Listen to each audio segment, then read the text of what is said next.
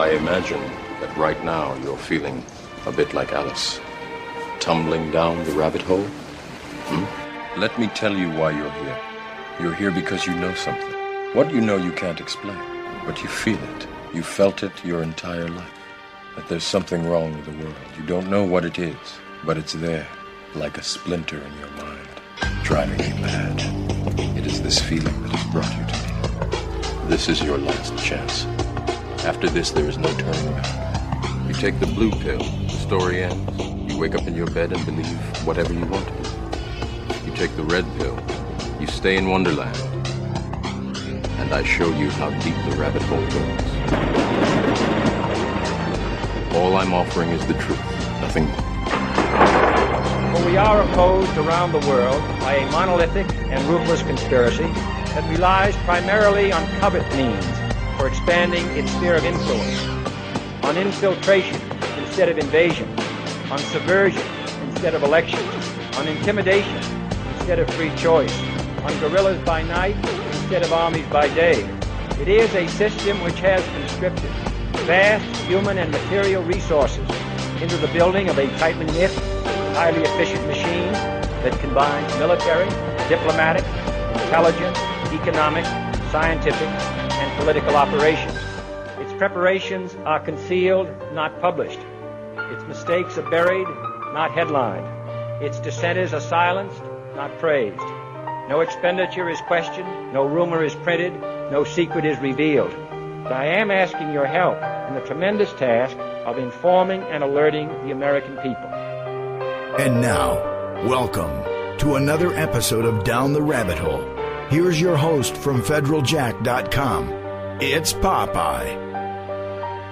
Ladies and gentlemen, welcome to tonight's live edition. It is December 31st, 2013, the final day of 2013, and I could not resist coming back on live. I couldn't let 2013 slip by without doing a proper end-of-the-year broadcast. I already didn't do anything for the past 2 weeks because I've been laid up due to surgery, as you all know. I talked about this going off-air 2 weeks ago, and any of you that follow me on Facebook or Twitter might have seen some of the post-op surgery photos I've been posting to keep everybody up to date.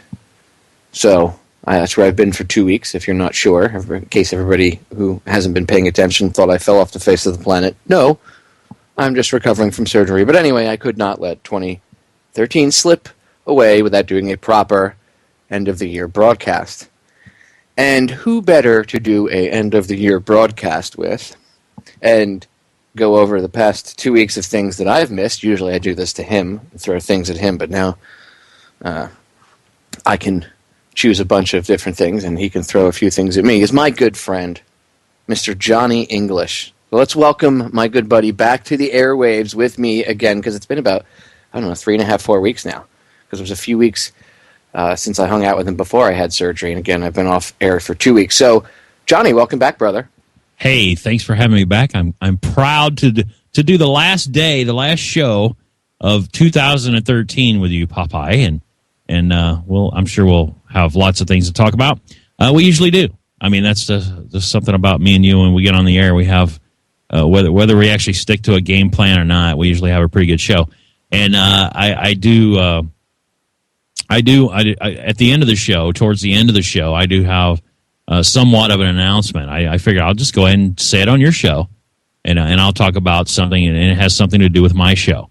So I will talk about that. It might not be the best thing. Some people might get butthurt over it, but I'm still going to do it on your show. So towards the end of the show, you people might want to stick around, those of you that listen to my show.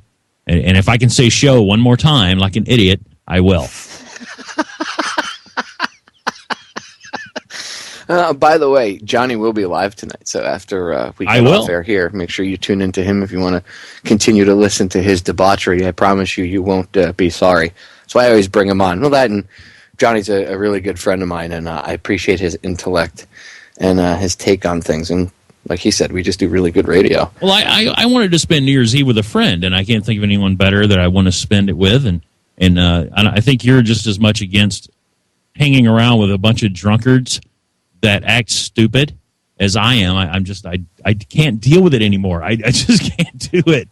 I moved off of South Beach because of that, dude. Could not stand living there anymore. Like when I was younger, it was cool, but like I don't like if people want to drink socially and everything, that's fine. When people get drunk and rowdy, like never works out well because people get beer muscles and they get really like faux tough. I call it because they wouldn't be tough like if they were sober. They get beer muscles, and it just never works out well. And you know what? Honestly, on a night like tonight, like I used to tow. When I was younger, I used to drive a tow truck, and I used to do towing and recovery. And on New Year's Eve, was one of our busiest nights for impounds. The state police, county police, sheriffs, locals, doesn't matter. They're looking for any excuse to pull you over tonight. Any. And they will. And chances are somebody's going to have been drinking or maybe smoking pot. They were smoking a joint on the way home. Nothing wrong with that. But because they're going to be out in force, chances are you could get nailed tonight. So it's better and safer just to stay home. Plus, you got all the morons that are going to be drunk driving. That's probably your biggest threat besides the cops.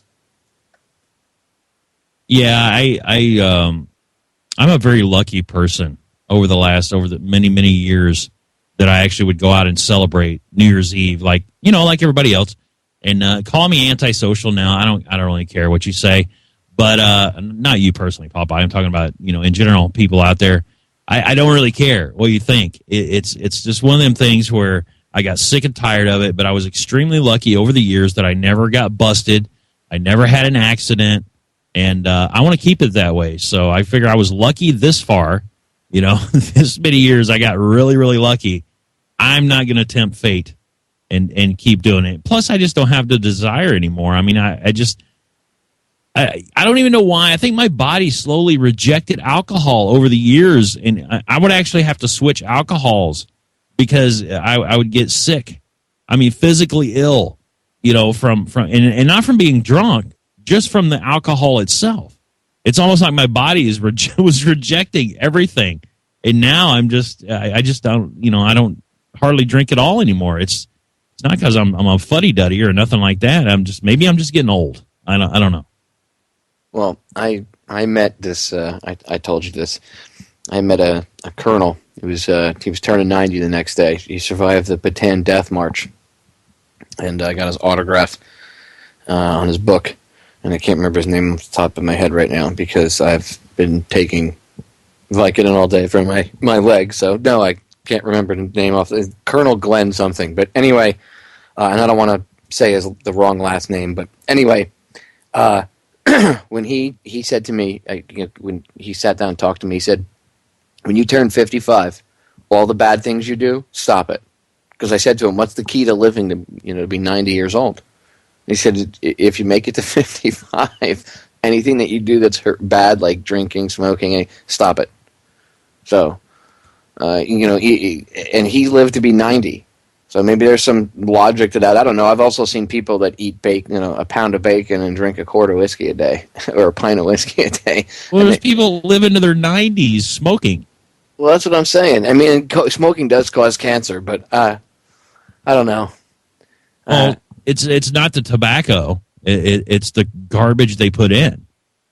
Like all the fake. They actually spray fake nicotine on cigarettes, Well, yeah, they spray all kinds of crap on it. Pesticides. Oh yeah, it's disgusting.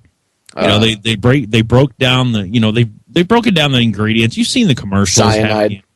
Cyanide's in there. Yeah, all those commercials they used to run where it would be a bunch of younger the kids smoking a cigarette and it's aging them.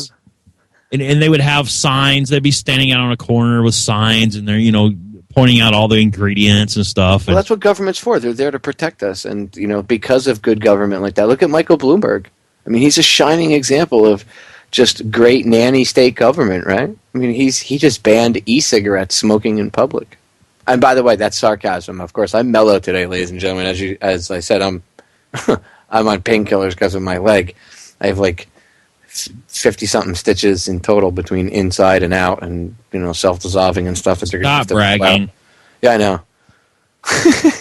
So I'm in a little bit of What do you want, a card or something? No, I'm just I'm just warning everybody. You want me to send you an e-card, Popeye? Eat me. I'm just warning if I'm loopy. Sorry about your L on your leg. You like that? That, you know, if your name was Larry or something like that, you could just tell people you had L burned into your skin or something. You know, and I was going to have my friend tattoo around the area there, and I said, you know what? Because my leg was bothering me, and I was like, let me go see the doctor first, because I just got this feeling, because I was feeling the same type of pain I was 5 years ago when I had the first operation on it, and I was like, oh, please don't. And I could just feel it. It felt the same way, and somehow it shredded. So I'm interested to talk to him and find out exactly how bad it was inside. I haven't gotten a chance to see the surgeon that operated on it yet, because when they went and they put the cast on it just the other day, he wasn't there. He was operating on somebody else. That's fine. I don't care. Looked good. I showed you the post-op pic 1 week. You're healing nice. It's coming right along. Taking it easy. Just putting my foot up, man. I'm not messing around with this thing. So, yeah. It's anyway, if I sound a little loopy, it's because I'm on. Or if I'm just mellow. And even and I can't tell. I can't tell any difference at all. See, well, there you go. I can handle my crap. So that's either a compliment or that's a backhanded compliment from Johnny making fun of me. It is. My arm was almost all the way back around my head, and I just swung it around and slapped you right in the face with it. What a douche. Welcome back, Popeye. Smack!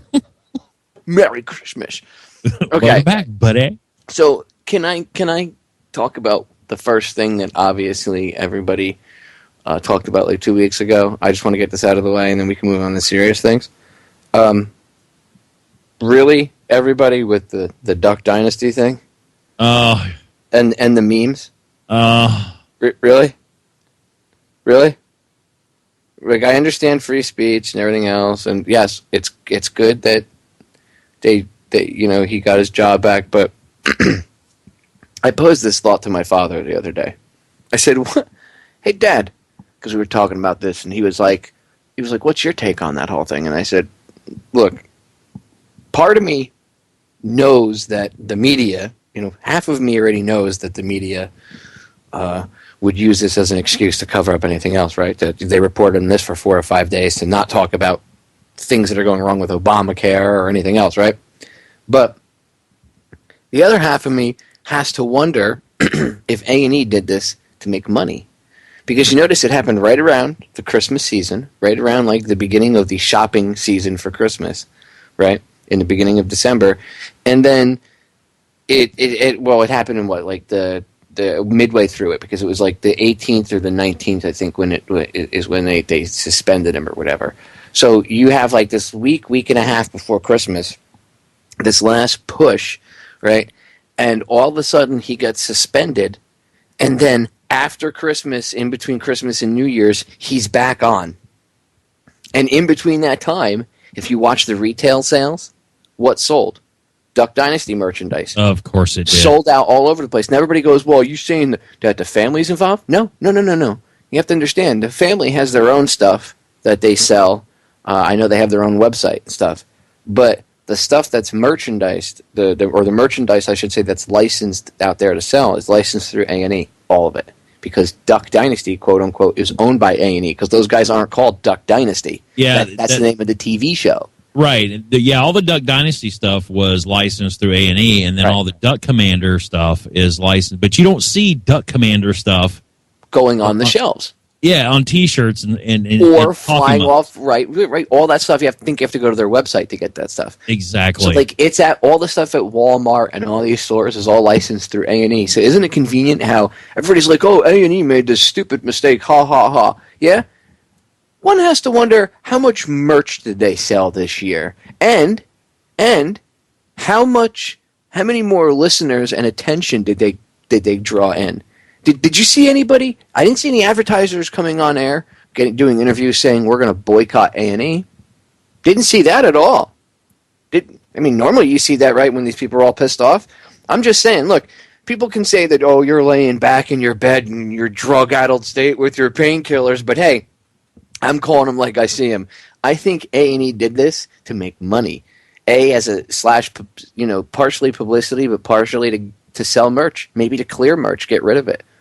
It was right around this shopping time of Christmas, and within like 2 weeks, less than 2 weeks, this guy's back on air, conveniently, and all their merch, literally cleared out of stores. Literally cleared out of stores. And it got to the point where people were calling up Cracker Barrel, pissed off at Cracker Barrel because they pulled the Duck Dynasty merch off their shelves. And within 24 hours, they put all the merch back up. And then it sold out. So how much money, first of all, who benefited from this little fiasco? A. And B, how much money did they make? Okay, so there's your answer to what I think about this whole Duck Dynasty fiasco. As for the media coverage of it, of course they're going to cover it because they'd rather not tell you anything that's really going on.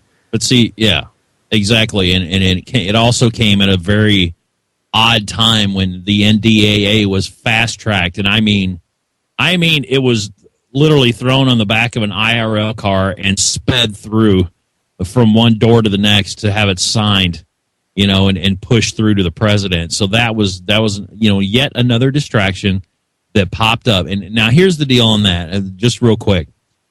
Being someone who believes the same as they do, when or at least they say that they do when you're talking about the Bible and stuff, I was on the fence for a while. I was on the fence, and maybe for a couple days, and I didn't even talk about it on my show for about a few days after it happened because I wanted to see what was going on. I wanted to make sure before I opened my big fat mouth and before I stood behind something, I wanted to make sure what was going to happen and to make sure it wasn't some kind of publicity stunt because I really didn't want it to be.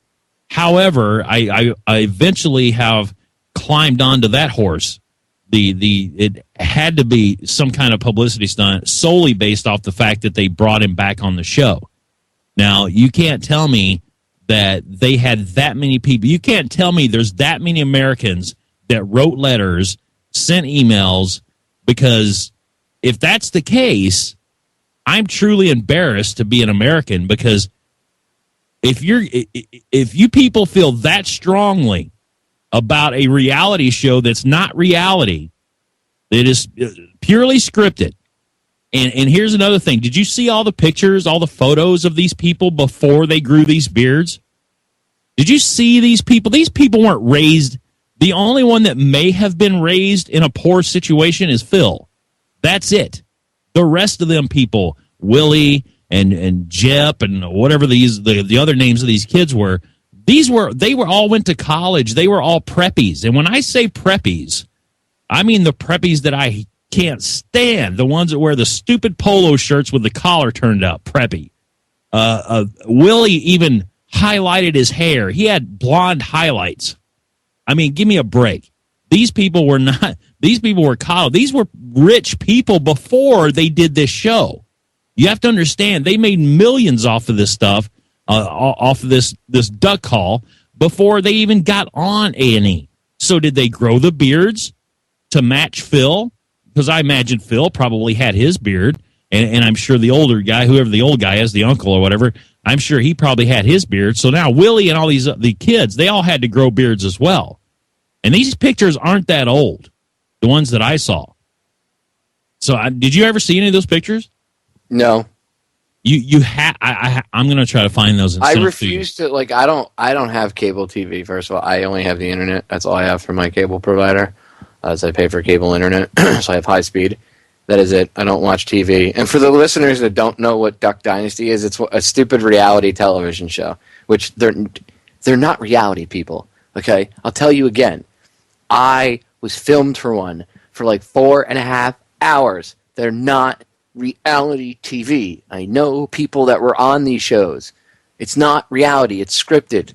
There's things in their contract when they go on the show, like these shows where the girls are all living in the same houses and they're always fighting and tearing at each other and, I hate you. But half of that is fake drama, and any of the real drama comes from the fact that they make these girls drink a certain amount of alcohol per day. Then the producers go around stirring it between the participants in the house, and a lot of it is just faked and scripted. just for ratings, just for TV. Well, and that's what they even came out at some point in time before this happened. Phil and one of the other kids and one of the grandchildren, actually, they were on some, I don't even know, I can't even remember what it was called, but it was set up, it was a studio situation. They're sitting in this white chair, and they had this ominous music playing in the background, and they're telling their life story, and one of them was telling how, they were deep into drugs and almost got kicked out of the family. The younger kid was talking about how, and by the way, he doesn't have a beard. He can't even grow a beard, and he's got short hair and all that. He's a preppy looking right now. And he's telling his story, how he was taking the fame too serious and all that stuff. And then Phil was telling his story of how, so you guys, people that watch these shows, especially Duck Dynasty, these people are very well educated. If you can't tell that just from the way they talk, trust me, Phil Robertson has a degree. He went to college. He played football in college. So he actually, I believe, what was the Pittsburgh quarterback, the famous Pittsburgh quarterback from way back? Terry Bradshaw was actually his backup. I mean, if that gives you any idea. This guy was very well educated, and they're not dumb. They're not dumb people, and they obviously have found a niche, and hey, God bless them. You know what I'm saying? They found a niche, and people fell for it, and they're buying them up. They're buying up all their stuff. These, whatever you want to believe, that's fine. But all reality shows, I've never seen one reality show. The only reality show that I've seen that's not scripted is Cops. That was like the original reality show. That's where really the very first one. I could be wrong on that, but I think that was the very first one, because I can remember that when I was in high school. That's how long that's been going on. So, all the rest of these are purely scripted. You've had people come out and tell, when they did interviews, even the Robertsons have said that A&E has told them they need to argue more. They actually inserted bleeps into the show to make it look like they were cursing when they weren't. So, because I guess they really are strict Bible believers, so they don't even curse, so they say. But they said A&E even injected beeps into the show to make it look like they said a swear word. Well, that's what's like, turn this crap off. Like, why do people watch this crap? I'll tell you why. Because they need a disconnect, right? They need to just be able to sit back and relax, because their life is so hectic and the world is so scary and such an effed up place right now. They want to disconnect. I know why. I understand. I get it. Okay? But seriously, you want to disconnect? Go for a walk in the park with your kid. Or go take your wife out. Or something. Take your husband out, your better half, your girlfriend, your boyfriend, whatever. Go play with your kids. Dude, stop. Turn this crap off. Read a book. It doesn't have to be conspiracy oriented. Oh, you're talking crazy now, Popeye. Read a book? Come on. I know. They're going to become beating my door down now. What are you telling people to read books? Get on the ground, terrorist. Ridiculous. Just stop watching this crap on TV. It's that simple. Who cares, honestly, what these friggin' reality TV people say? Well, he said this in an interview. Oh, okay, media. Thanks for making a big deal out of nothing and getting all the special interest groups all pissed off. And nothing for nothing, but the guy is entitled to his opinion. Okay? He really is. I mean, and by the way, it just goes to show you that it's okay for one side to have an opinion, and you have to eat that opinion and have it rammed down your throat. But as soon as, and it's usually unfortunately the people that would label themselves as the liberal lefties, where anything that they believe in has to be accepted, and anything that they don't believe in, you can't even have a debate with them. You're just you're racist, or insert whatever other descriptive word that they would like to use against you to defame you, and it's just utterly ridiculous.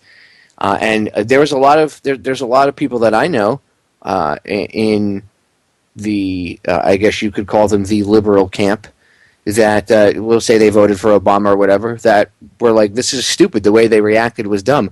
I know plenty of gay people, and I've since chatted with them. While I get phone calls, hey, how's your leg, whatever, and anybody that I've consulted about this, they think it was stupid, the reaction too. And they say because, and this has been the reaction with a lot of bloggers as well, in the gay community that you're making the rest of us look bad because you're not even allowing to have open debate. And this is what we need to have, maybe get people in more enlightened or open-minded either end of the spectrum. I'm not taking a side. All I'm saying is there should be open debate.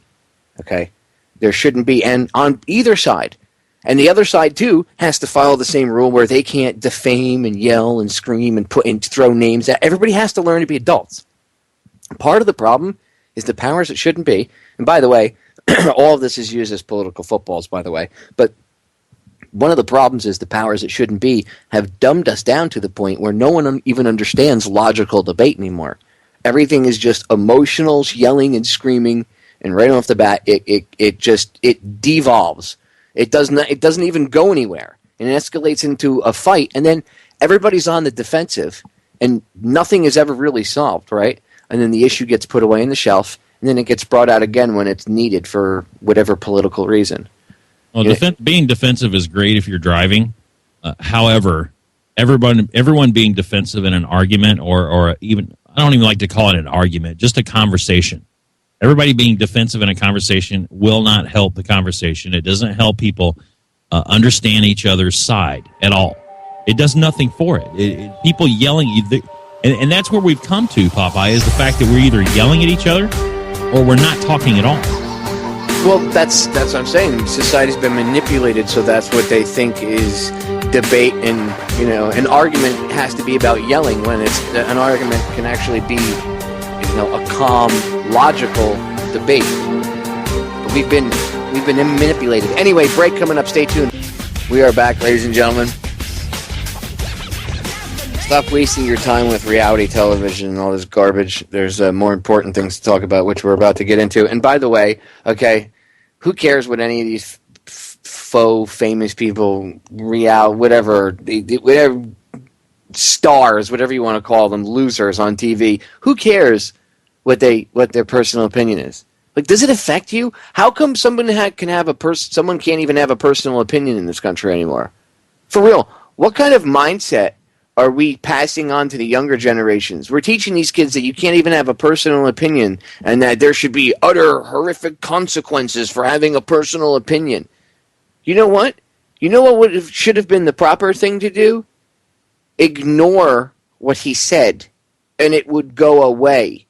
Did anybody lose sleep over what he said? I mean, I'm sure they did. Let me rephrase that. Did anybody die over it? Did anybody's house burn to the ground? No. Did the economy crash? No. So there was no harm done by what he said. It was his personal opinion. Who cares what this man has to say? I don't care. That's his that's Phil's opinion. Good. Here.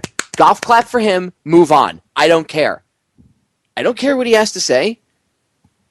Could give two craps less, and you know what? You should all be the same way. Actually, I think the proper terminology is I couldn't give two craps less, and that's the way you should all be thinking about this too. Who cares? You know what gave this steam was the media and all these little groups coming out screaming, "Oh, these special interest groups! Oh my God, it's so wrong! Take him off the air. He should be fired." Blah, blah, blah, blah. Stupid people out in the general audience, saying stupid things like, "Whoa, he should be arrested." For what? He didn't do anything. It's his personal opinion. Who cares? I'm telling you, it reeks of PR/making money for A&E. And they know that it doesn't mean that everybody has to be in on it. It just means the execs at A&E would be in on it, and they know that they would take it so far and then turn it around before they crossed a certain line where they, the point of no return, which is what they did. And in that time, I wonder how much money they made. So it's ridiculous. Who cares what these people think? They really set it up with that one video. Now that I sit here and think about it, really, they kind of set it all up because all this happened in succession. They came out and said that A&E was putting cuss words in. They said A&E wanted them to fight more and this and that and the other. And then they came out with this video where Phil's talking about his background, his poor background, and then he went to college and doing, and built this company up from the ground up and making millions before A&E even heard of him. And then all of a sudden this comes out. He's heavily talking about his Christianity. He said that A&E didn't want them to say in the name of Jesus at the end of their prayer. All this stuff happened in succession. It literally happened. It started about 6 months ago and just kind of slowly started building. And then all of a sudden he gets, kicked off the show because of quoting. And by the way, the Bible verse he quoted, actually what he quoted was from what some would consider a heretic Bible, because it's not the actual, it's not as close to the original transcripts as what like a King James 1611 or something like that would be. So the homosexual, the actual word homosexual isn't in that version in the older versions of the Bible. That was added in later. So again, all this stuff was actually just in succession. They built up to it, and they got the Christians all nice and frothy. They got them all nice. They started slow and started small and slowly started building their anger. And then, bam, they kick him off the show, and they just lose their minds. And it just goes to show you how many people will fight for something like that, but they won't fight against, Obamacare. They won't fight against all these other things out here that are actually going to affect. What Duck Dynasty does means nothing to me. And what happens here, now I'm going to dig the conspiracy hole a little deeper. What about if the people that own the networks are, at the very tippy top, there are people that are part of the problem, and they have little things like this going on in the background, so that at any given point when the government needs a pressure relief valve for all of you, because everybody's pissed off over Obamacare and all this, everything that's going on and the reality of what's going on as opposed to what they tell you, right? And what do? They use a pressure relief valve, i.e. they have everybody run to somewhere else, and then everybody gets mad and starts flipping out and yelling and screaming, our rights, this, that, the other thing, blah, blah, blah, church, God, whatever, freedom to marry whoever I want, blah. It doesn't matter what side. Everybody's fighting over here, and it's relieving the pressure because they're venting anger. Doesn't necessarily they're not mean that they're not angry over Obamacare or anything else like that, but they're venting that emotional energy that they have, and it's being focused on a non-issue, on a straw man. It's people, or not even a straw man. It's because it's not even a modified version of the original argument. This is more like a red herring. It's just taking you down like a complete opposite, wrong path. So you can say that I'm wrong and that you're thinking too deep, but this is the way they do things. So understanding that if you look at it, you have to look at it this way. When you look at a drill, right, when you see these drills, everybody says, it's amazing how these drills always go live, right? Well, that's because these drills always have a black op shadow side to it, we'll say, an exact mirror image, but it's the opposite. Think how these people think, as above, so below, like the law of correspondence and how they manipulate it. Well, think the way they would think. So there's always this shadow operation that mimics it that could go live, and it really would be a black op. Well, it's the same thing that they do with television and manipulation and everything else. Okay, they have these different ops going on, and they tweak the drama here and there when they have to, because they know people are already emotionally invested in these characters. And then whenever it's politically convenient for the whatever Muppet happens to be in the White House or whatever administration, whoever is pushing this overall agenda, when they need to cover up what they're doing, they activate one of these, pressure relief switches, and poof, everybody runs to it. I mean, look how pissed off people got about this. No one cares about indefinite detention or the NSA reading your emails. The fact that Clapper lied. That guy should be in jail. He committed a felony. He lied to Congress. Lied that they were reading your emails. Again, I'll say it again because I know there's a lot of guys that listen to my show that have daughters. The NSA did the equivalent of digging through your daughter's panty drawer when they read her emails, and they listen to her phone calls, and they read her texts, or they look at the pictures she takes on her phone. What happens if she takes a picture of herself in a pair of panties and a bra when she's 16? You may not like that, dads, but the fact remains that these girls are doing it nowadays with technology. So what happens if she takes a picture of it? She never texts it to anybody, but it's in her phone, and the NSA happens to just dig through her phone and pull that out, and some fat scumbag loser that works for them takes that photo and puts it on his personal laptop, and every night he goes home. And guess what he does while he's looking at that photo?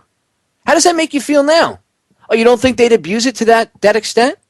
They already caught the NSA tracking down people that A, they were lovers with, B, former lovers, or C, potential lovers. People that they were interested in but maybe blew them off, or that didn't even know they were interested in them, they were just stalking them. You don't think they would do this type of thing? You don't think it would get abused? That's okay?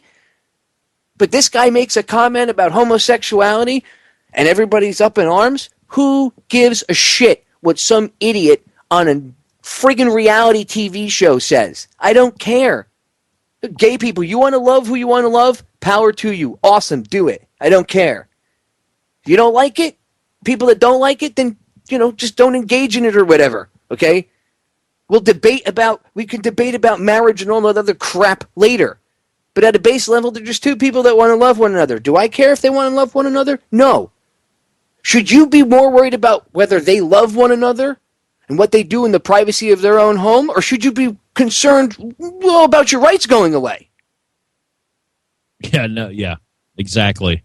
It's stupid. It's there. Leave them alone. Who cares? I don't care. I'm more worried about the government raping me, okay, than anything else. How about the real pedophiles? The real people that are evil? These idiots in Washington. It's just, people focus on the stupidest stuff, dude. And I was laying in bed watching this stuff, and not watching it, but, after the first couple of days of sleeping, I would log online for a minute and scroll through on my laptop the news, and I would see people getting all uppity about this, even in, the so-called alternative media. And I'm like, really? Why are you talking about this? Hello? You're wasting time, that you're falling prey to we have to back him. It's all well and good, but what happens if they knew that this was what was going to happen and they played you? I know maybe that's too deep of the end of the conspiracy pool, but they think like that. They don't think one or two steps ahead like the average person. Most people don't even think one or two steps ahead. They're thinking maybe a half a step ahead, or they live step to step. These people think in terms of years ahead, 10, 20, 30, 50 years. They know how to manipulate the general public. And what you saw was a mass manipulation of the general public. And everybody ran around like Pavlov's dog. And in less than 2 weeks, they just totally jerked everybody's chain in 2 weeks. It was ridiculous to watch. And, I might not have even caught it. Well, I can't say I wouldn't have, but I might not even have caught it had I not been forced to take a step back, and be recovering from surgery. I wasn't doing this every day, so even my brain wasn't racked with all the... Because even in the alternative media, radio show hosts, bloggers and stuff, you get racked from all sides trying to decipher all the different stuff. So I'm not trying to bash everybody, but there's really smart, intelligent people that got caught up in this debate. Guys, they're jerking everybody's chain from either side. It's a political football that they break out every couple of years because they know it's emotional for people. Why do you think they never actually get anything done? Why? You ever wonder how come none of this stuff ever gets really taken care of? Because it's a political football that they can keep throwing around and jerking people's chain. And they do it, and they do it, and they do it until they can no longer do it, and then they have to act on it. And then it's usually they've already predetermined what they're going to do anyway years and years and years before. And everybody falls for it. They jerk our emotions around. They jerk us all off is what they're doing. And that's what we've come to, is basically working off emotions, and they know that. They've programmed us to be that way, and we've fallen for it. Every hook, line, and sinker, man. We have absolutely fallen for it, and everybody reacts off of emotions. Where were all these Christians that backed Phil Robertson? Where were they at when in Syria, in an ancient town that actually was still speaking Aramaic, the language of Christ back in the times of Christ, when radical Islamists went in and basically cleared this town, the people fled for their lives. 5,000 Christians and 2,000 Muslims. They were pushing for us to bomb Syria and they were mad at Obama because he didn't. And you had I don't know where were all these Christians at when these Christians were being persecuted. And not only Christians, but 2,000 Muslims as well. Oh, well, no, they don't. Well, dude, they don't care. These people, I had this conversation with my dad. He's a a Christian, and he's not. He sees through this garbage too. And I said to him, the thing, I've said this on air before plenty of times. He said, well, everybody always talks about Jesus Christ coming back. Well, Jesus Christ does come back. The first people he's going to want to talk to are all the Christians who did all this, messed up crap in his name, which goes against what he, his real teachings, and that, and it just, I can get deep into it. But my father even understood, somebody who I would have, figured might have gotten mad at that statement. He totally agreed with me. He was like, no, there's a lot of people that, it's just utterly amazing. And I mean, that's a whole separate subject, and I've gone into that. But the point is that people need to stop being manipulated by their emotions. Really. I don't care. Look, there's certain things that maybe I do things that people don't like. Maybe there's certain things that someone else does that I don't like. That's fine. We can debate that stuff, the pettier stuff, later. Okay? Right now, we're on the Titanic arguing about the frigging bar bill. I wouldn't worry about who's going to pay the bar tab. Okay? You're not on the Titanic, sir. You're on the Olympic. Well, that's true. It's really the Olympic. But the point is, go see my older shows about the Titanic. I've only done about 5 or 6 of them. They're in the archive section to understand that joke. I did one too. Oh, did you? See, then go listen to Johnny's show too. And dude, seriously, we're arguing about the frigging bar bill on the Titanic right now. How about we worry about getting on life rafts as it's halfway down? Yeah, this is just so stupid. I mean, really, this is people argue about the dumbest stuff. And look, I get it. You're emotional at something that a lot of people go, well, Popeye, there's this, that. I understand. I totally agree. A lot of this stuff does need to be talked about and debated and whatever, but it needs to be done logically and without emotion. And I think the powers that should be kept completely out of it, because they only manipulate people using these things. They never really solve anybody's problems, right? Quote unquote problems. The people that solve things are you, me, and everybody else. Everybody. The everyday people. Not these idiots in D.C. I mean, they're so disconnected, it's not even funny. Joe Biden's trip last month, I didn't get a chance to post this, but it cost something like, somewhere, I think it was like $5 million or whatever for him to be flying around. He was flying around for a few weeks, being, doing his political crap, whatever. I think he was flying around Asia or whatever. It was like about a month ago. It cost him like, I think it cost something like, I think he was over by North and South Korea, if I remember correctly. Anyway, it cost somewhere around like $5 million, somewhere around that. Just, what could we have done with that money? We could have done a lot of better things with it. Why are we wasting our money sending this D-bag over there? And I'm sure, well, Popeye, it's for political purposes, so we need to do it. Right. Has anybody ever seen, like, the hotel bills that these guys rack up? They'll stay at a hotel, and the hotel bill will be like $530,000 for a hotel. Because it's not really a hotel. It's more of just a luxury resort type thing. But, like, really, dude? Like, I traveled to Europe with my wife and stayed in Holland, in Amsterdam, for 2 weeks, for 14 days, and it cost me $5,000 in total. And that was for the airline flights, feeding us and spending money and everything over there, staying there for 2 weeks, going every museum, going all over the place, and, like, not being worried about the money I was going to spend. I allotted $5,000, and I ended up actually coming back with money. These people are ridiculous. Like, they stay at hotels where, like, they have people that wipe their asses for them. Literally.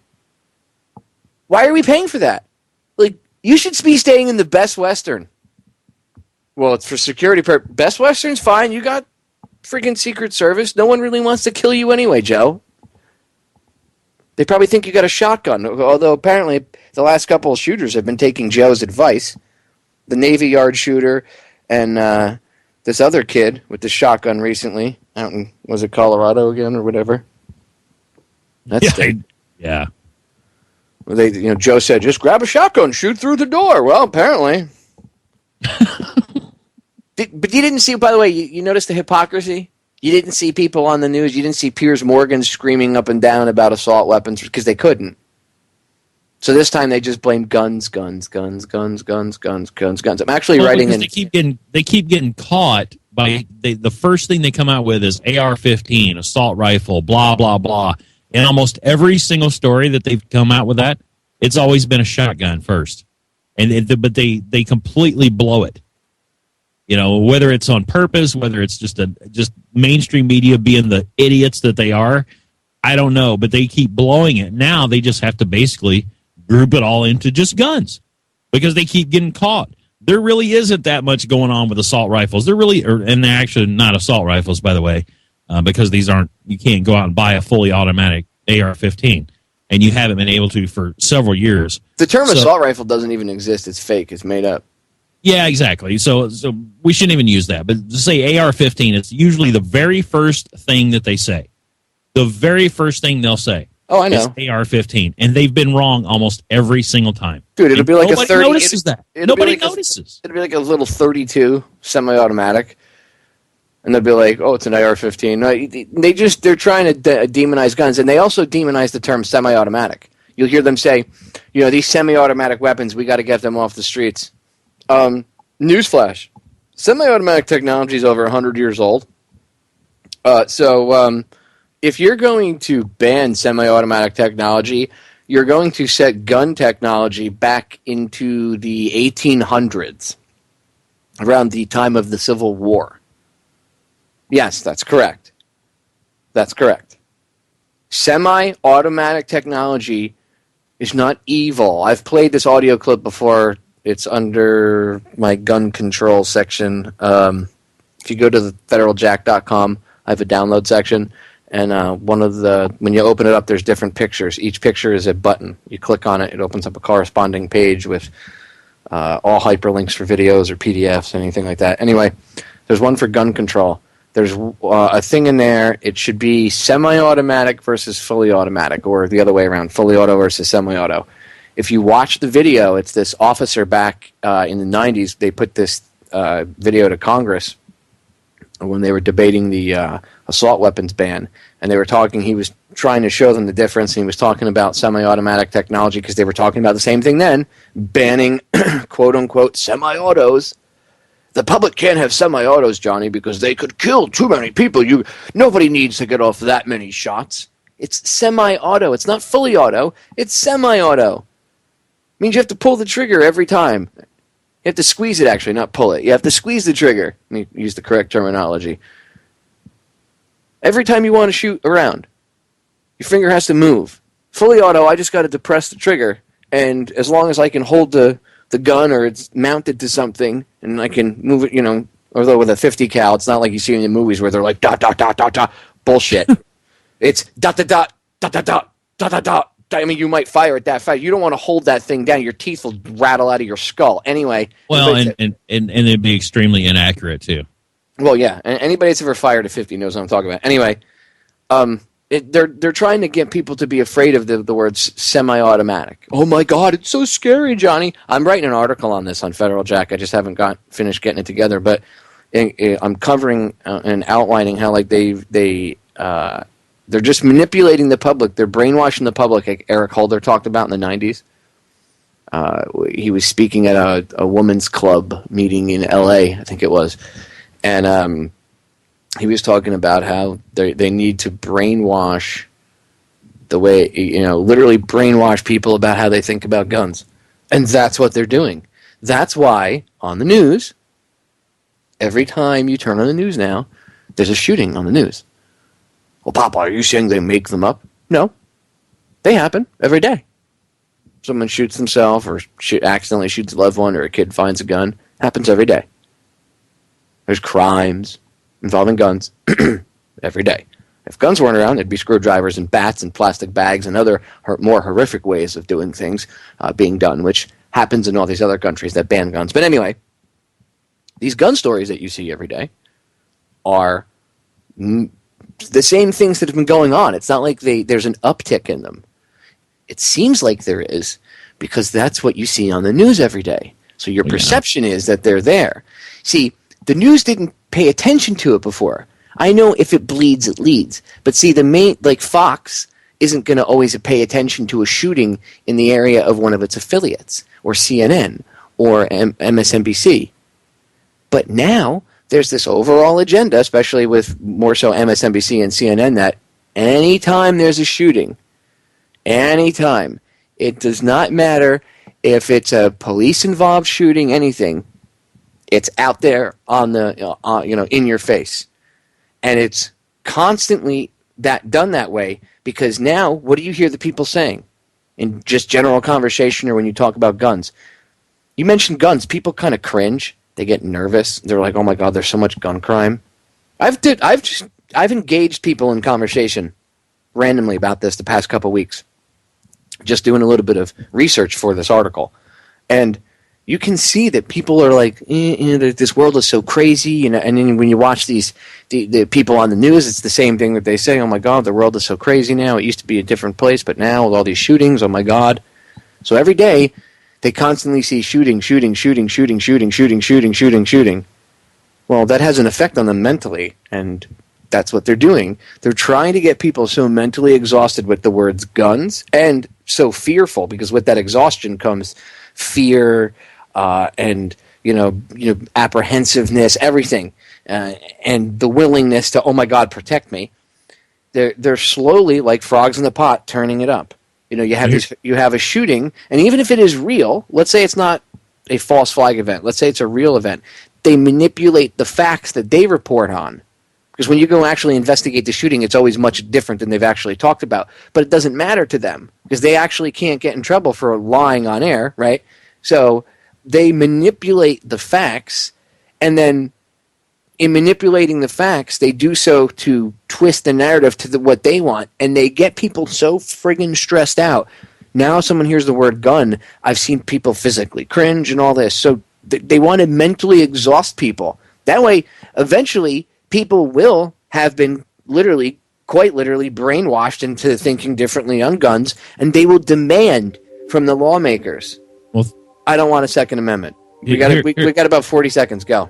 Here's what's funny about the if you think about it, if you actually believe the report, the official report on Kennedy's assassination, did they ban bolt action rifles after and this is if you believe the story. If you believe the story. So why aren't bolt action rifles banned if how long is it going to take you to fire off a few shots with a bolt action? Well, don't worry, that's next. And by the way, a lot of people say, "Oh, that's just ridiculous." Yeah, well, when Australia banned guns years ago, and they told all the semi-automatic rifles and the pistol owners, "Oh, you're going to have to get rid of your stuff," and they said, "Oh, you're going to ban bolt action too," and they said, "No, that's crazy. We'd never ban bolt action." Go look in the news about 6-8 months ago. Australia is trying to ban bolt action rifles now too. Frogs in the pot. Buzzer Bob had a good thing. In 50 cows he fired on his tanks, went pow, pow, pow, jam, pow, pow, jam. Yeah, exactly. Well said, Buzz. We'll be right back. Don't go anywhere, ladies and gentlemen. Ladies and gentlemen, we are back with our number 2 here on tonight's live edition of Down the Rabbit Hole.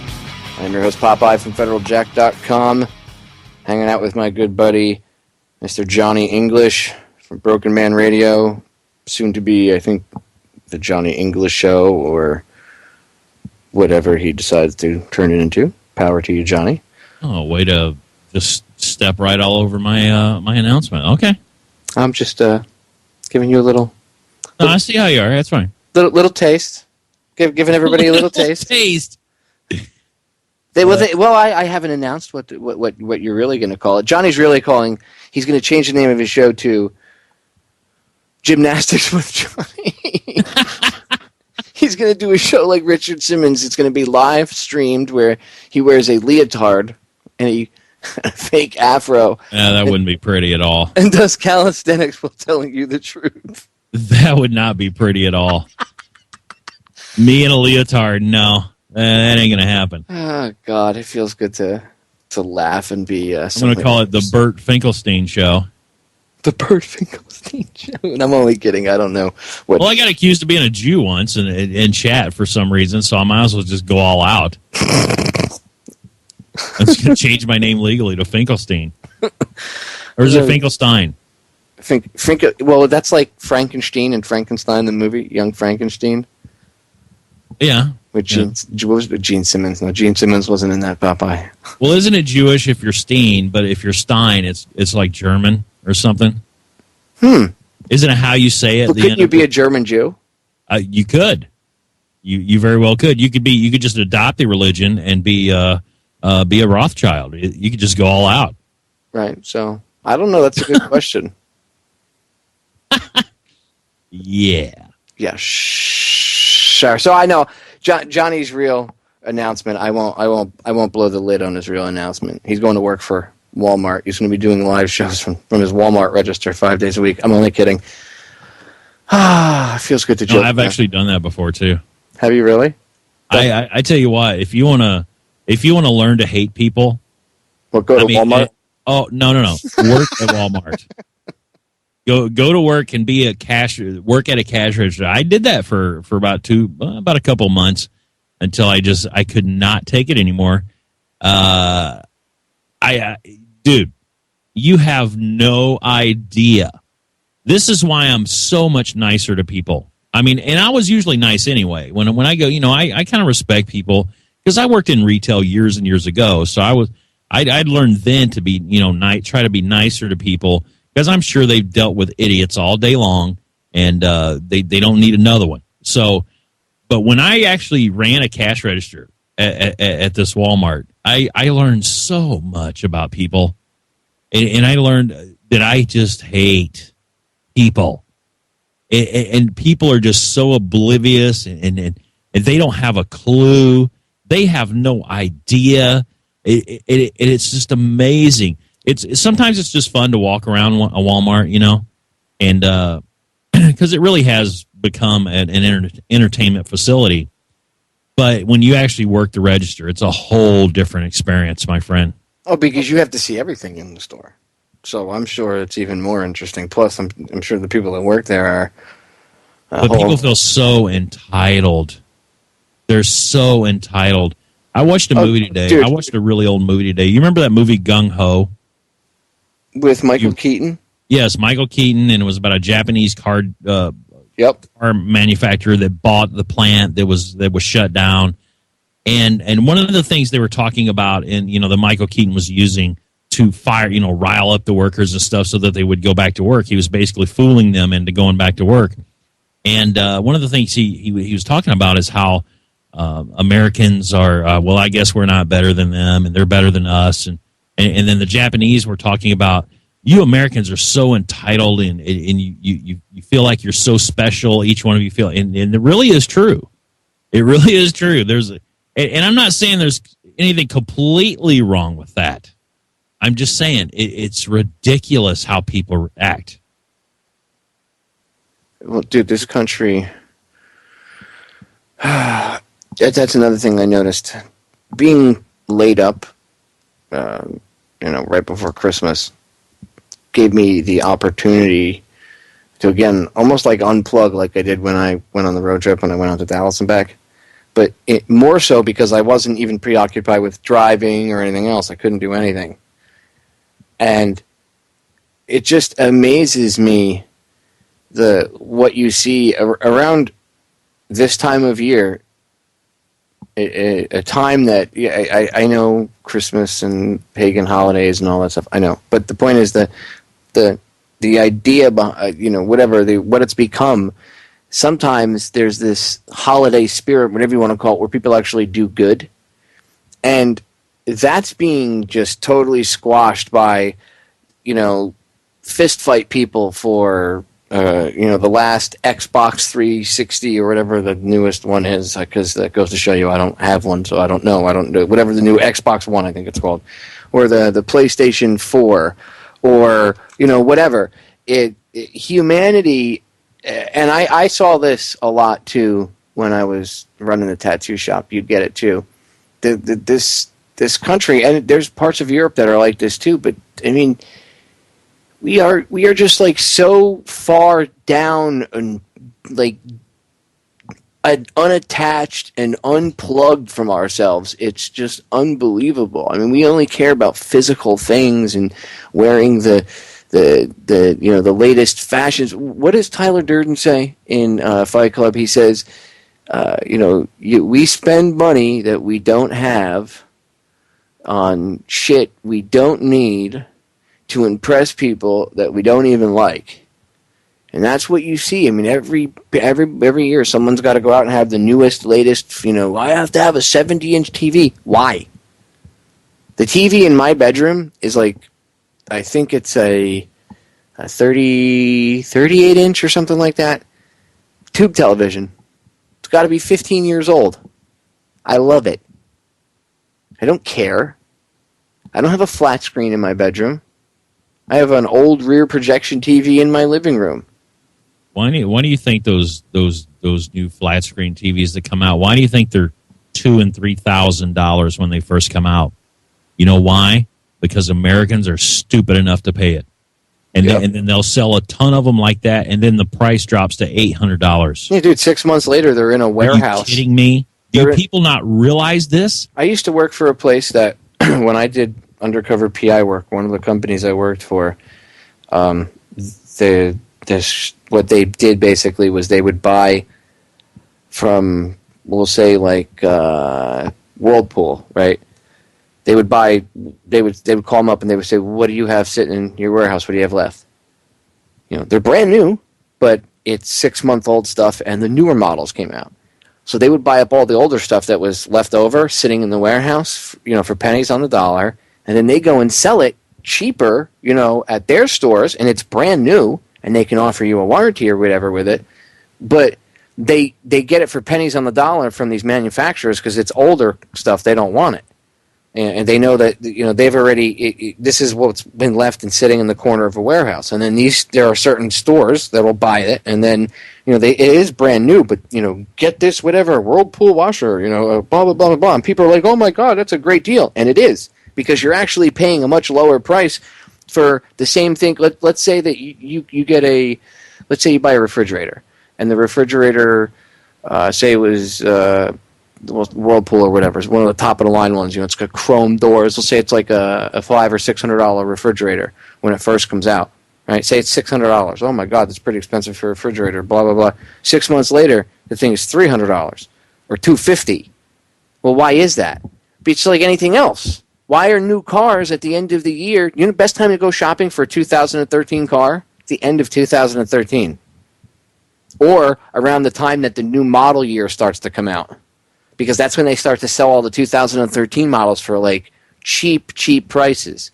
Because it's the older, it's amazing. People don't understand how manipulated they are by advertising and everything else. Like, this all goes into mind control and everything else. But the point is, I was very disgusted with what I saw, and it's one of the reasons I stopped dealing with and working with people too. I know what you mean, like, when you said you worked at Walmart.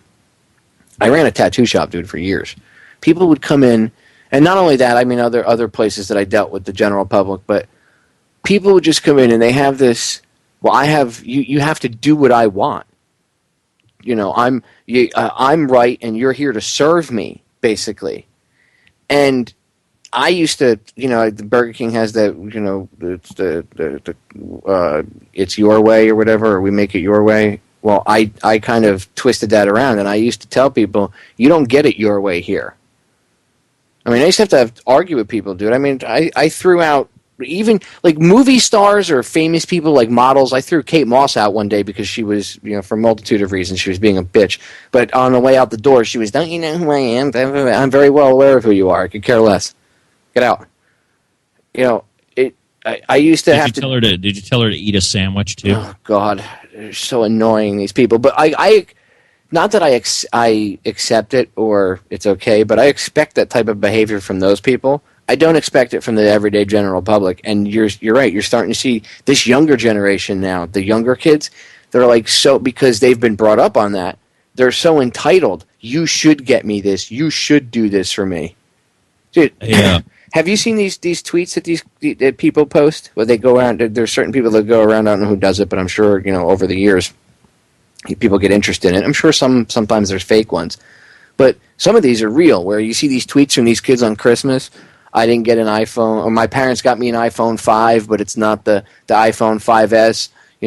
F them, I hate my family. You know, or my parents got me a MacBook Pro, not a MacBook Air. You know, I hope my family dies. They all suck. Like, are you kidding me, dude? Are you kidding me? My poor wife, with helping me take care of everything else, and, you know, doing everything else, and all the money we had to spend on the road trip and getting prepped for surgery, and all the time we lost money because she had to take time off of work to take care of me. She felt bad because all she could get me was an ebook reader. That's all I wanted. I was so excited to get a stupid ebook reader, which I think is okay. I still think you should get physical books. I tell everybody, but the ebook reader for me works because when I go back and forth, especially for the next couple months, getting this thing, my surgery, you know, we call it post-op appointments and all that. I have a ton of new books, and I don't want to bend all the edges. So I still have all my physical books, but you can also get the ebook versions of them. A lot of times there's free versions of it, whatever. But I loaded it up so I can still do my research while I'm, you know, portable, and it's this tiny little thing I can throw in my bag. And then, you know, like right now I'm stuck in a wheelchair because of my cast, so I'll wheel around with much easier or whatever. But anyway, I was super ecstatic to get this simple ebook reader. You know, like, I mean, I was floored. You know, like, oh my God, my wife went out of her way to make sure that she could, you know, do something for me.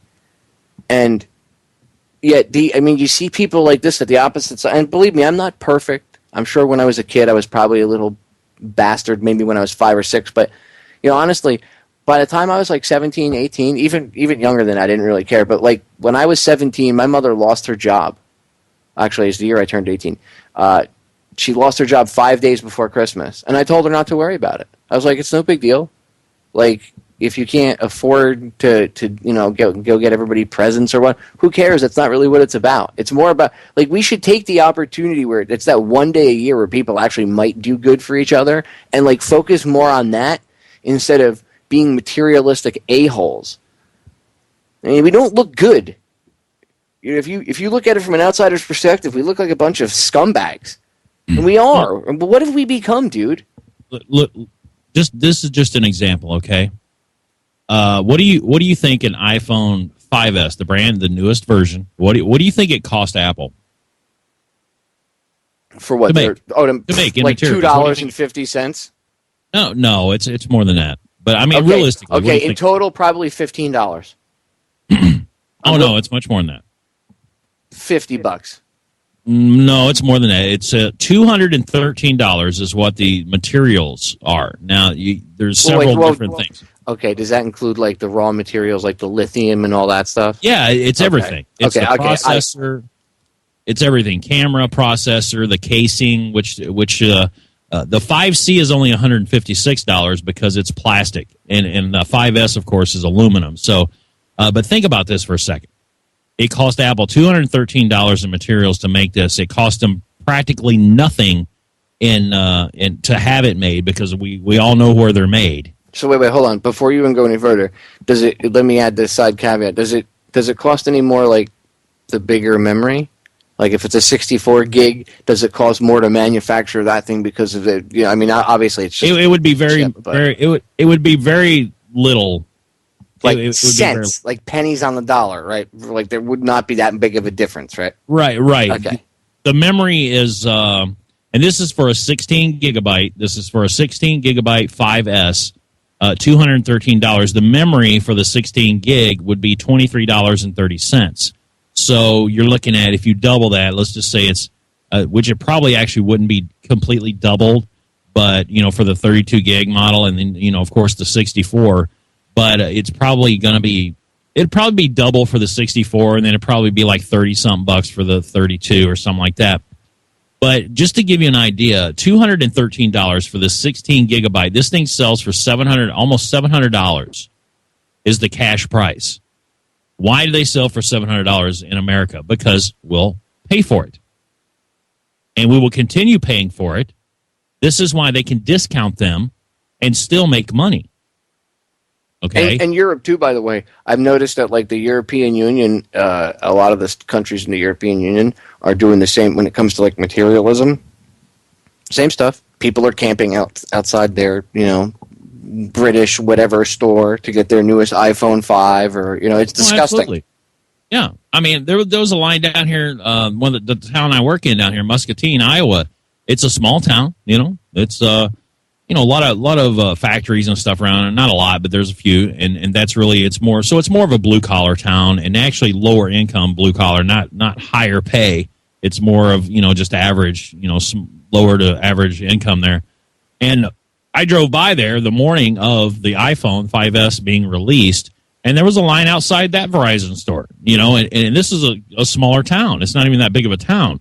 It's fairly decent size, but it's still not that big of a town. There's people still out there lined up to buy these things. Then you hear all the stories in New York City and Chicago, and people basically almost coming to blows over their place in line. They can't, dude. People will fight for stuff like this. And this is material. These are material objects. Dude, people are shooting each other and stabbing each other over this stuff, like mugging people. It's ridiculous. Look down here. They mugged a special needs kid for I think it was a PlayStation 4, or no, it was for a copy of Grand Theft Auto, the video game. That's what it was when it came out. He had like the Ultimate Premiere Edition, which was like $100 and something. And they robbed him for it. Video of. What was it? The one kid was attacking the one kid, then the other kid's dad jumped in, and they're all getting in a fight. They're fist fighting over a stupid game. It's a game. Losers.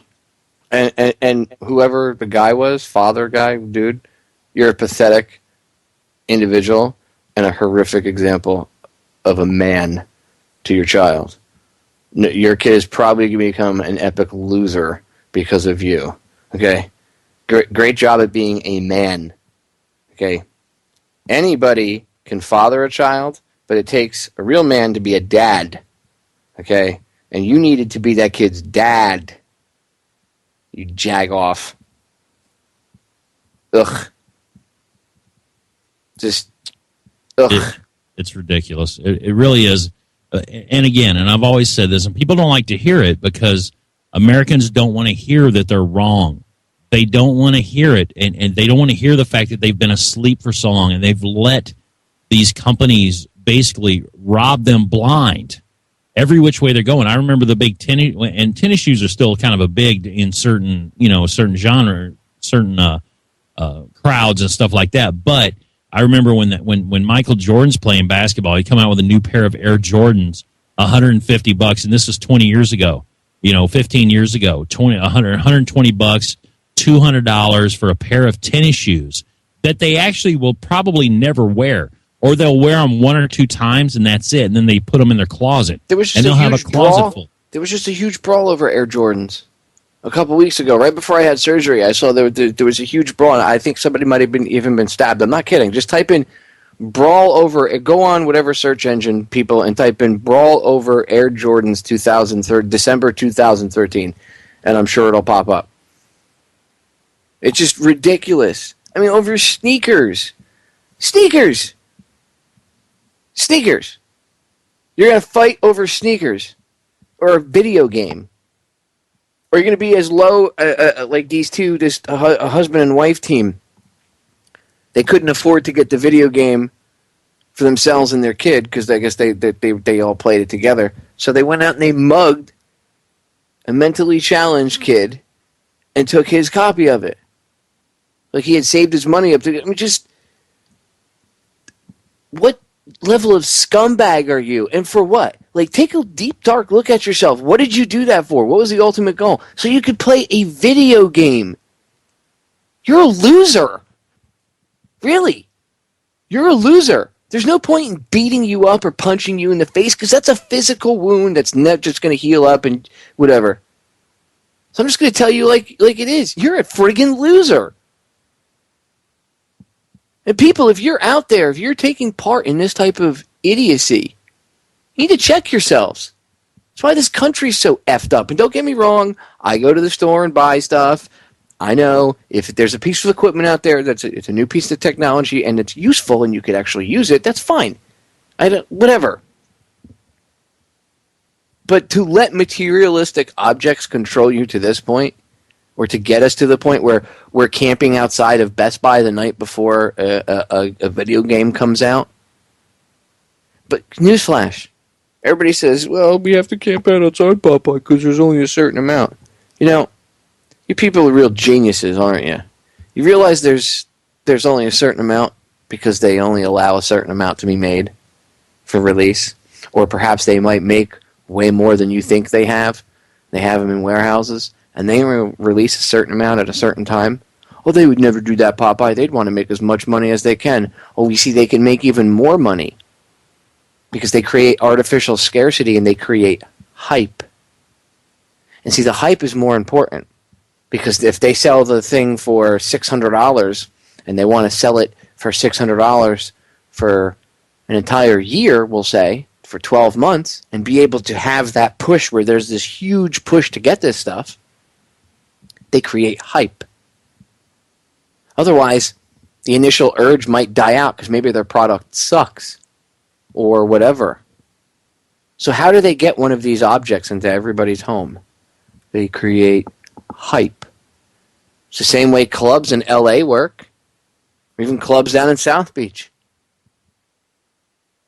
They act like, they act like it's hard to get in. There might not be anybody scheduled, or they might not have any tickets sold for something. I've seen club guys do this, club promoters do this. It'll be a slow night, whatever. They'll run around outside acting like it's a special night, whatever, hyping it, doing their thing, working their magic. And within an hour, this guy's got a line of 70, 80 people, and they're all willing to pay top dollar to get in. They tell he just lets the DJ know, whatever, this is what we're going to call it for the night. And sometimes they plan it ahead of time, but I mean, I've seen it put it together in like 2 hours. I've seen these club promoters do it. Hype. Hype, ladies and gentlemen. That's how they sell you on things. Hype. Everything from crap you buy in a store to what you believe the mainstream media tells you.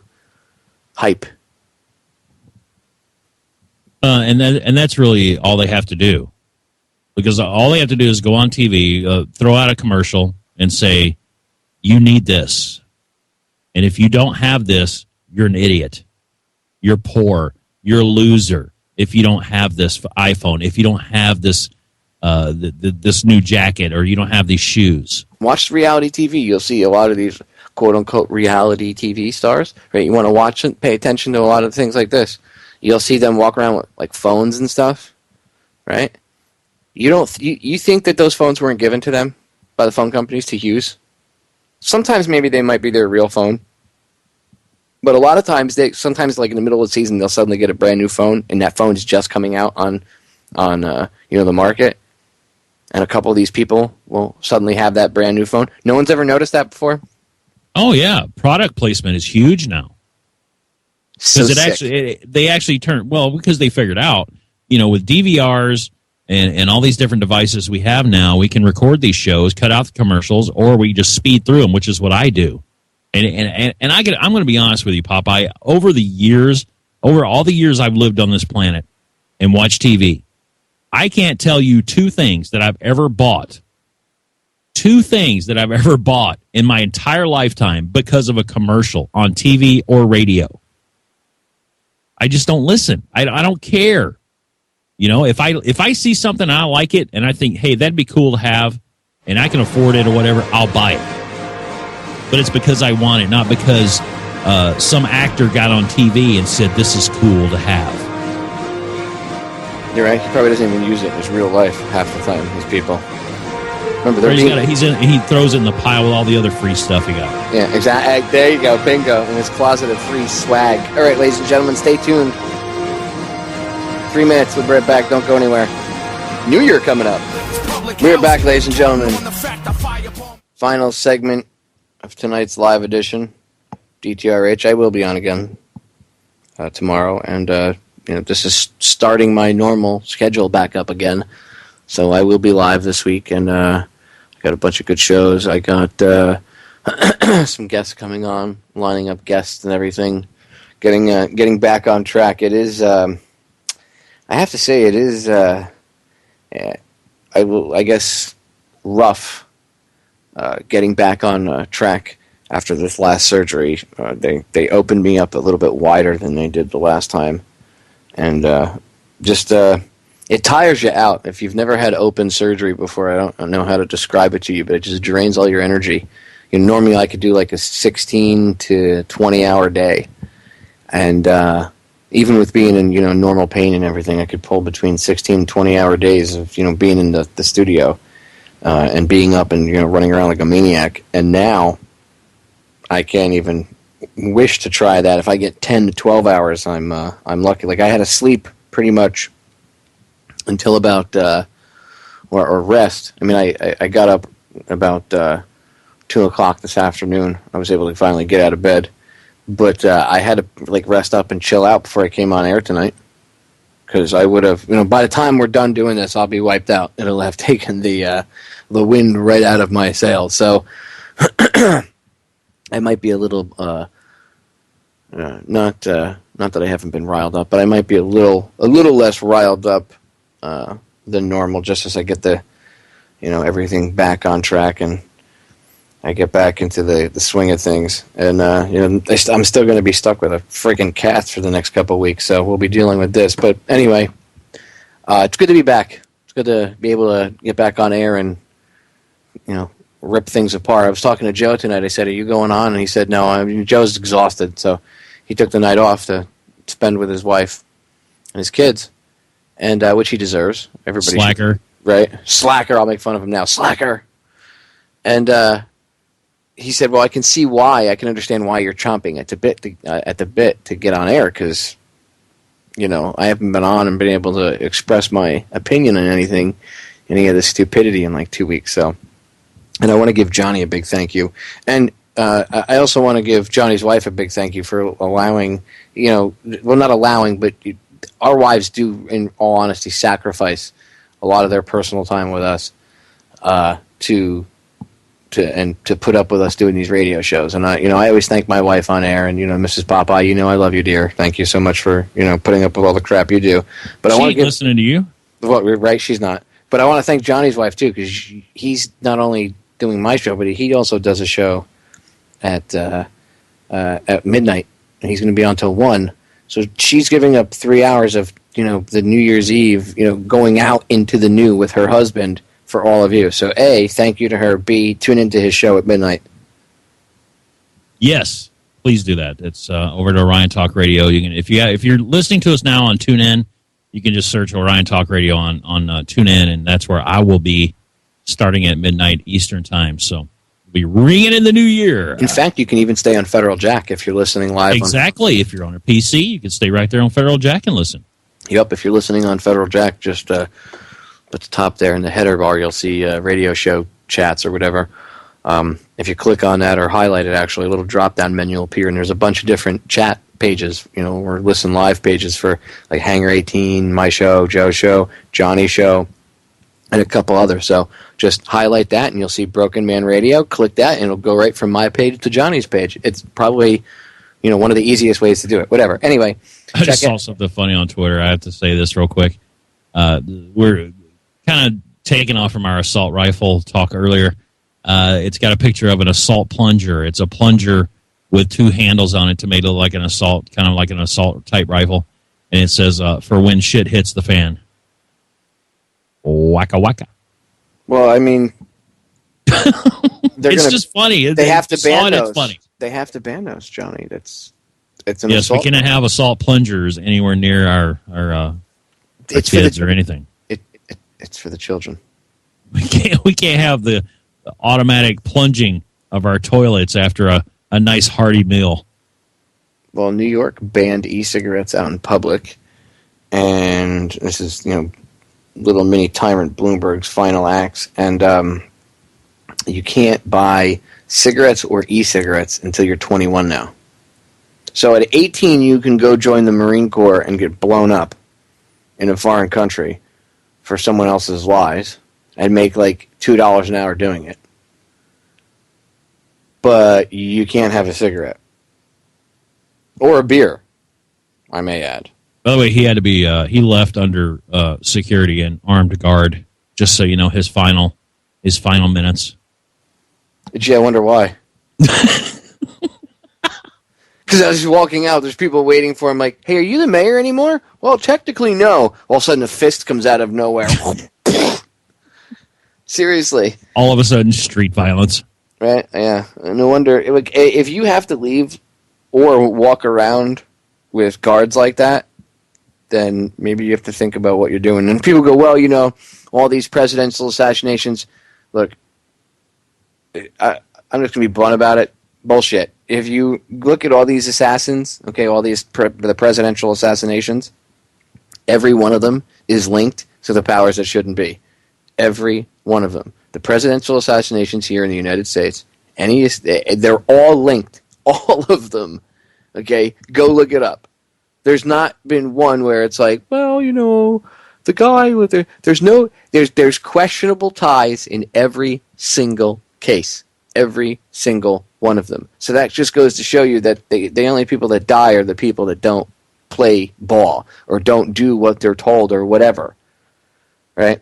So I don't want to hear that our politicians need to have okay, there are crazies out there, but the level of security that our politicians have is overwhelmingly ridiculous. Okay?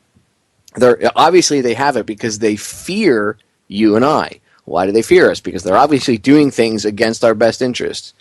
Case in point, I think it's Uruguay. They're the ones that just legalized cannabis. Is it Uruguay, right? Or Peru? I think it's Uruguay. One of these, it's one of the South American countries. Their president, he drives around in an old Volkswagen Beetle. No guards. Was this a guy that he basically lives off nothing? Yes. He's the country's president. And this dude drives himself around in an old beat-up Volkswagen Beetle. Are you kidding me? There was a picture of him in a Beetle, and I that's the car I've seen him in a few other times too. So maybe he has something else too. But he lives very, very cheap. He doesn't have a secret mansion somewhere. I think it's Uruguay. But this dude literally runs the country. Has no Secret Service, none of that crap. Drives himself around. Doesn't have somebody pampering him and wiping his butt for him. Doesn't cost $5 million for him to go from his house up the street to the hot dog stand, and they don't make a big friggin' press deal out of it. This guy is the example for world leaders. This guy he's setting the bar. He's telling people where the new bar is at. The bar isn't, oh, well, I'm a world leader, so, my shit doesn't stink, blah, blah, blah, blah, blah. It should cost $1 bazillion for me to be flown around. I should be pampered, blah, blah, blah, blah, blah. This guy drives himself around like the biggest piece of crap vehicle. And he's the president of the country. So I don't want to hear it. I don't want to hear that it can't be done. Oh, Popeye, that's them, and, blah, blah, blah. No. There's no frigging reason that we can't scale things back here with the way we piss away money. And if these politicians need that much security, maybe they're doing something friggin' wrong. Maybe they're doing something wrong. And yeah, maybe the guy should worry about Monsanto trying to kill him or whatnot, but you know what? If he died under mysterious circumstances, don't you think that would make him a martyr? What he's doing makes him more powerful than going around with 100 armed guards. And the people that might be against him know that. That's why the guy ain't dead. Hey, speaking of legalizing, isn't Colorado, don't they... Oh, yeah, in about 20 minutes. Well, no. Well, they're... Is Colorado Mountain Time or Pacific? They're Mountain Time. Okay, so they're 2 hours behind us. Yeah. So in 2 hours and 20 minutes, you guys will officially be able to... And that's recreational. Yes. They had a big story on the news. I was sitting there watching it, and they're sitting there counting out all these buds. They had these big jars full of these buds, and they're weighing them out and everything. And then they're interviewing this one chick that had, I don't know how many hundreds of marijuana plants behind her that were 8 feet tall, 10 feet tall. These things are just huge. And I'm like, I'm happy for you. If that's what you choose to do, that's great. Unfortunately, I just don't think it's going to work out the way you think it is. I think all you people that are so excited are going to be disappointed at some point in time. I hope not. I hope I'm wrong. But didn't we, we've seen this before. So if it continues on, if the feds don't march right in and end up doing something stupid, hey, more power to you.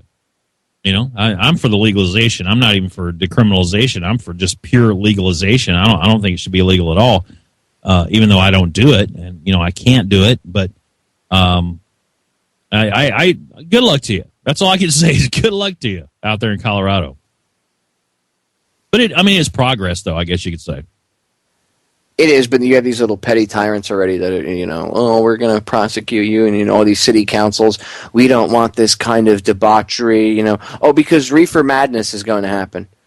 Because we'd rather have drunks stumbling around the road and driving on our roads and killing people. We would rather have that. But this is what gets me. People are like, well, oh my God, chaos and mayhem, and the sky is going to fall, and brimstone and fire, and hell is going to open up. People already go out and drink, right? Yeah. Do you go out still on the roads? Well, of course, I feel safe. Okay, but people are more dangerous if they're drunk than if they're smoking a joint.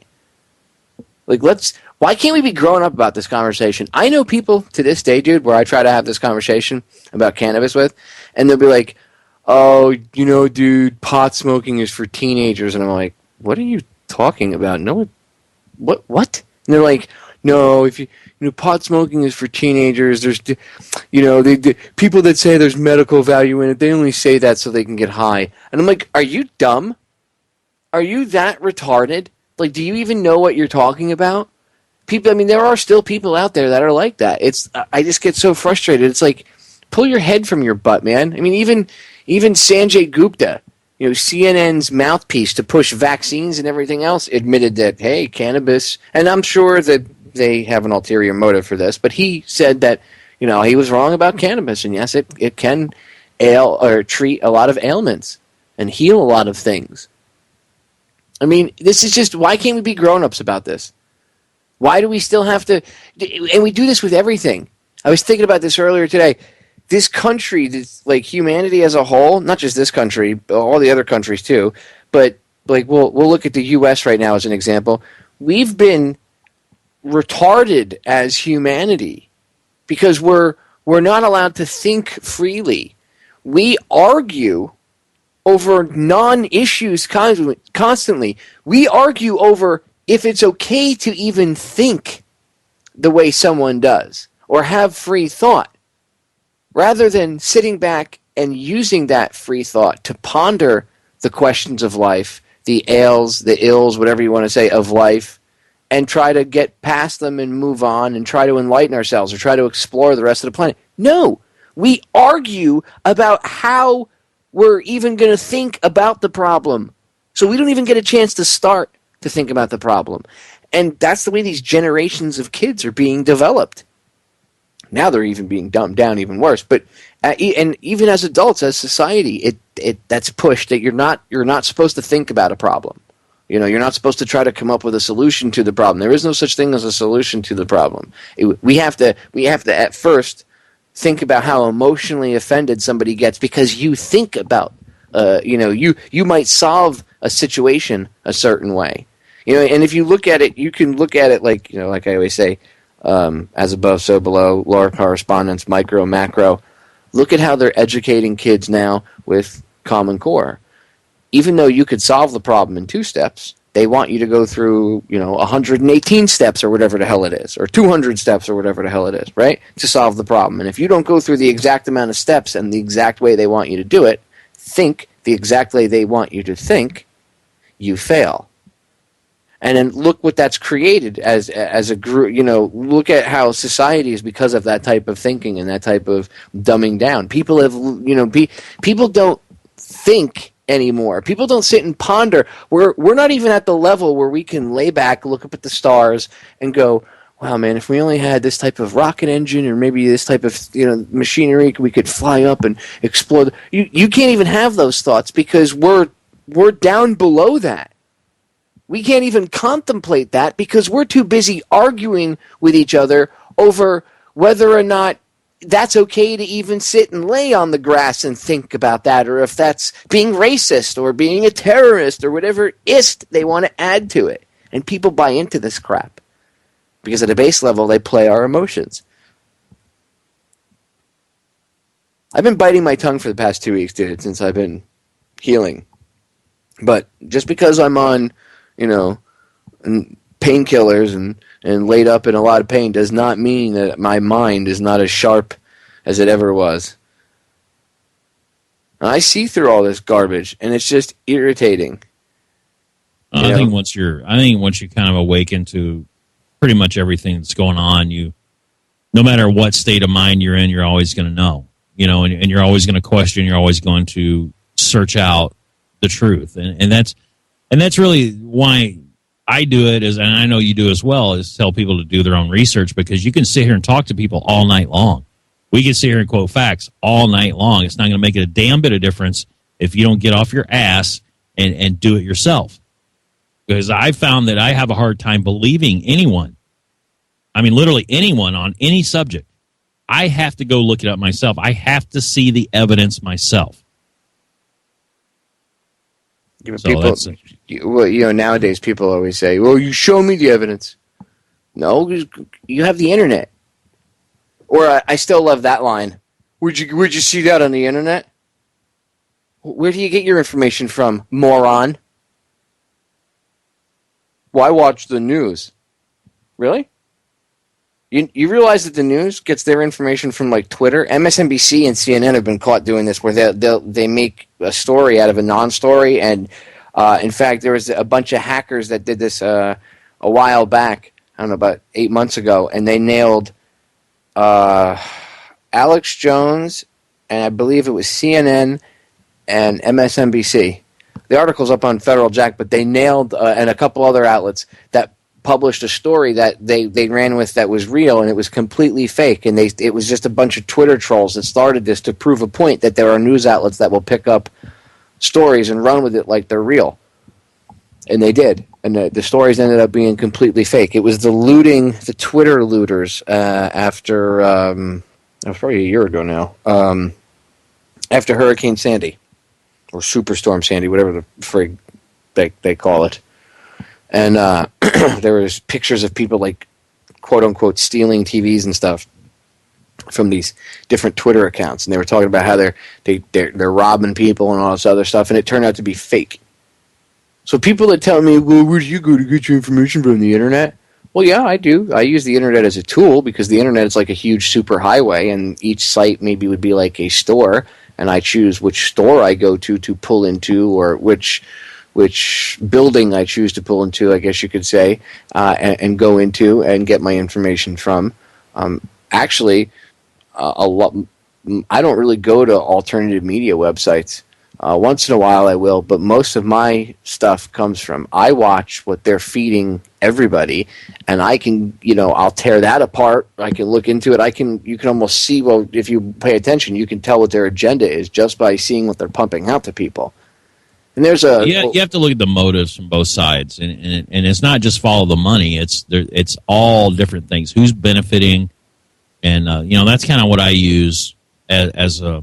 Yeah, but I mean, like, don't just because it's on the, like, that excuse of, well, we just shoot on the internet. That, like, really, maybe in 2001 or 2002 you could pull that off, because the internet was still relatively newer to most people. But really, Fox News has a website, CNN has a website.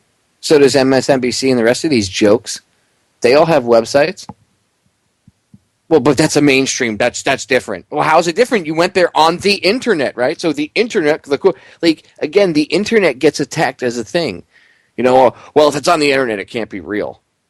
There was I think it was a Citibank commercial or something where the guy, he's talking to his roommate, and she comes out, and she's talking to some date that she meets in the street, and the guy's a total, like, loser, wearing this really ugly sweater, and she's convinced the guy's like a Euro model or European model or of some sort, and she's like, well, I saw it on the internet. It can't be. It's got to be true. It's on the internet, right? And then she walks away, And the guy that's pretending to be the model winks at the other guy like, "Shh, don't blow my cover, dude." But like the basic underlying premise was there that like, oh, just because it's on the internet doesn't mean you can believe it, and that's true. I don't want you to go to a website and just think because you saw it on someone's website that it's true. You need to do research. But the whole premise of if you saw it on the internet, it's automatically got to be untrue, or where'd you see that on the internet? That's just like, that's stupid. It's 2013 and going into 2014 in about 9 minutes, or actually, about 9 minutes, 8.5, 9 minutes. Well, where you are. Well, yeah, where I am. For the rest of the maybe people living and listening on the West Coast, a few more hours. But where I am on the East Coast, we got about 9 minutes until 2014 hits. And we're still arguing over whether the internet is a good resource to get information. It's just, that's my forehead slapping against my palm right now. It's just, look, people, the last 4 minutes I have with you here, 4.5 minutes I have with you here, I'm going to give you a solution for 2013 going into 2014. Right? Think for yourselves. Turn off the emotion. Stop buying into the fear vibe that they put out. Okay? And just think for yourself. Take personal responsibility for things. If you screw up, own up to it. I do it.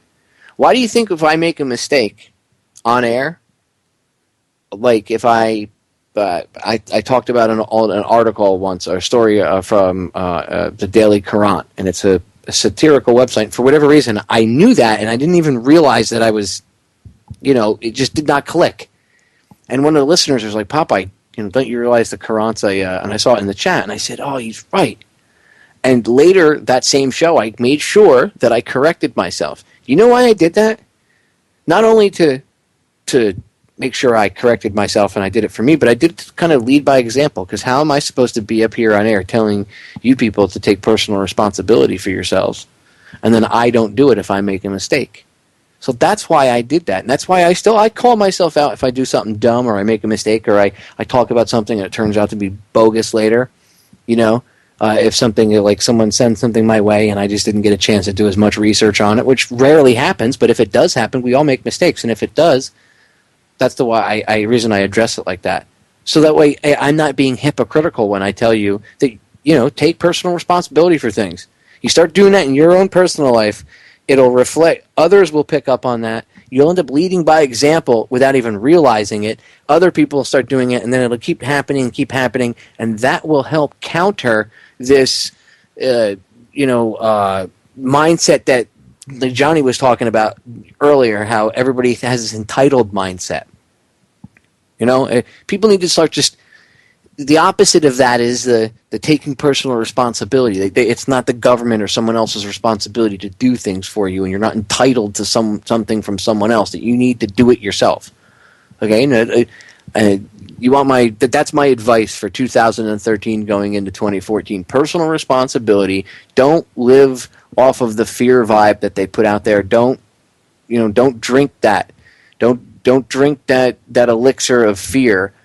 Turn it off. Yeah, there's some scary stuff out there, no doubt, without a shadow of a doubt. But we can think about this logically, people. We can get through this. Okay? We can make it through anything. You just got to be calm and rational and relax. It means to chill the frig out. That's my advice to you for heading into 2014. And of course, like I said, I'll be live the rest of the week and stuff, and I'm getting back on track here. But jumping from 2013 to 2014, don't buy into the fear. The solutions to our problems are an inside job, and as I've said a bazillion times, you are the superhero, ladies and gentlemen, that you've all been looking for. You really are. Johnny, we got about a minute. You want to throw out any last minute 2013 advice to the listeners over here on the East Coast?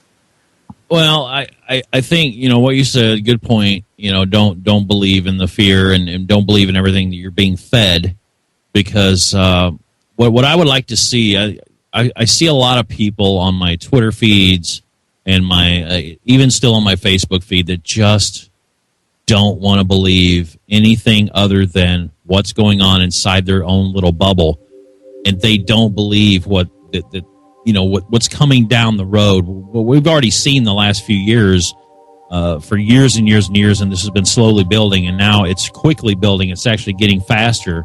The momentum is climbing. I would highly suggest that people really take a little bit of time and do some research, whether you believe us or not. I don't want you to believe what I say. I want you to do it and do the research yourself. I want you to spend some time, because trust me, you don't see it now, but your future does depend on it. The future of your kids, grandkids, however old you are, doesn't matter. We're all headed down the same path, whether we like it or not. And that path is looking mighty, mighty dark. Well said. But as I say all the time, there's a light at the end of that path, at the end of that tunnel, and we're going to make it through. Everybody just has to realize that. All right, ladies and gentlemen, we're out till tomorrow night. Happy New Year, everybody. 2014 is here on the East Coast, and stay tuned. Go over to Johnny's radio show and listen.